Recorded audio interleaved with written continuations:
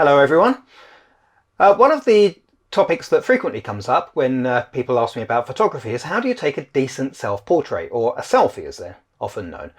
Well, one of the biggest problems when taking self-portraits is that of perspective. It's very well known that when something is close to the camera it appears larger than when it's further away. So for example, if we were to take this jar of Vicks Vapor Rub, here it appears quite small, whereas if I move it closer to the camera it appears really big. Now for macro things like this, our brains can do a pretty good job of working out that the big means close and small means far. But actually in real life we don't perceive things in that way. We don't see closer things as being bigger than things that are further away, because our brain's already kind of moved past that, and we simply process it as distance. And when it comes to two-dimensional images like you'd find in photographs, our brains can do a pretty good job with the macro things, objects like this, near, far, near, far. But when it comes to facial proportions, it's really a bit of a blunt instrument in those regards. It doesn't really pick up on the nuance.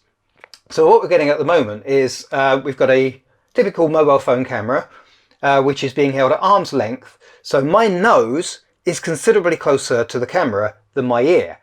What that gives the effect of doing is making my nose look disproportionately large, likewise the cheeks, because of the pure proximity. And our brains just cannot comprehend that. They can't work out that these are disproportional, because that's too nuanced for it. So what you really need to do is to get the camera as far away from the subject as possible, the subject being you.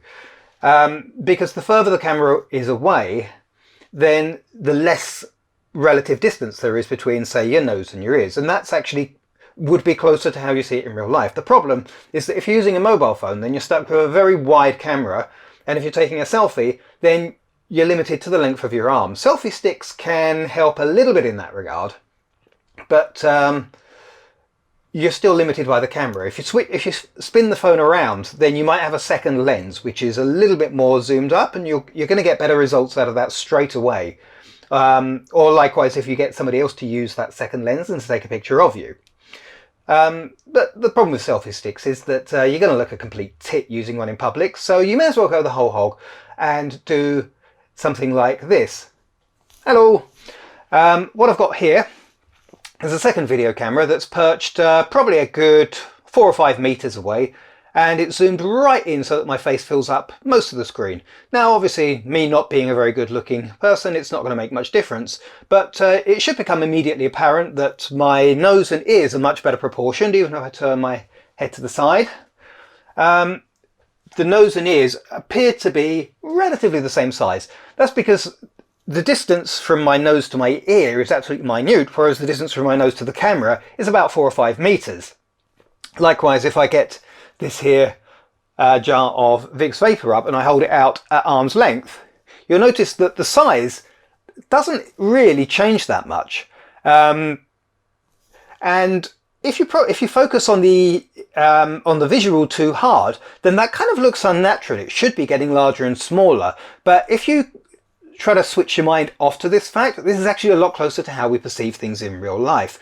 We don't see the thing that's closer as actually being bigger. Our eyes see it that way, but our brain interprets that into distance, and then we ignore the relative size thing. So remember, if you want to take a decent self-portrait, think once, think twice, get the camera as held as far away from your face as you can. Good luck.